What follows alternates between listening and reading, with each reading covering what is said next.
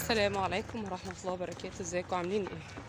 حابة اتكلم النهاردة عن الناس اللي بتعمل استشارات اونلاين وجالي رسائل شكر وتقدير وحاجات طيبة حلوة قوي. انا عاجزة عن الشكر اصلا في الرد عليها. اللي انا بعمله يا جماعة ده واجبي، وهقول لكم السبب بتاعه. يا رب الصوت بتاعك واضح. انا جاية طبعا من مشوار صعب ومحكمة، ومتابعيني بقوا عارفين حياتي ومشاكلي ودنيتي، فما بقاش سر.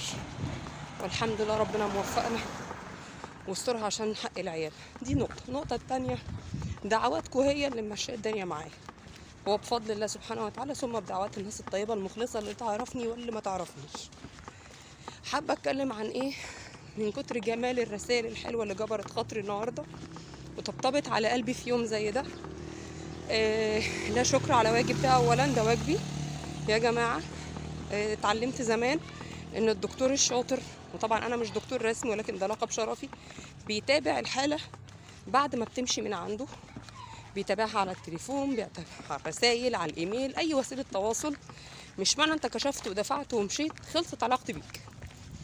انا بقدم الحمد لله سنين عمر من ساعه ما بدات المجال ده، متابعه اسبوع مجانا على الواتساب بعد كل استشاره. اقل استشاره عندي مدتها ساعه لساعه ونص، فالحمد لله بخرج بريفيو حلو، نفسيه للحاله عاليه جدا، ان كانت اسريه، زوجيه، استشارات ما قبل الطلاق، استشارات ما قبل اختيار الزوجة أو الخطوبة، تعديل سلوكه ده أكتره على الأونلاين بالتليفون حتى.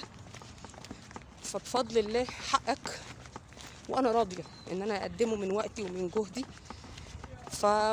يعني مش هتأخر عن أي حد، هي بس أزمة الوقت، لأن أنا بيبقى ليا وقت محدد فرضاه لنفسي كجدول على السوشيال ميديا. النقطة الأهم إن في الثقافة اليابانية الطبيب الشاطر المميز هو اللي بيتابع الحالة بعد ما بيخلص كشف، مش خرج من العيادة ما يعرفوش تاني. لا، ال الإنسان المريض نص شفائه في الحالة النفسية أصلا.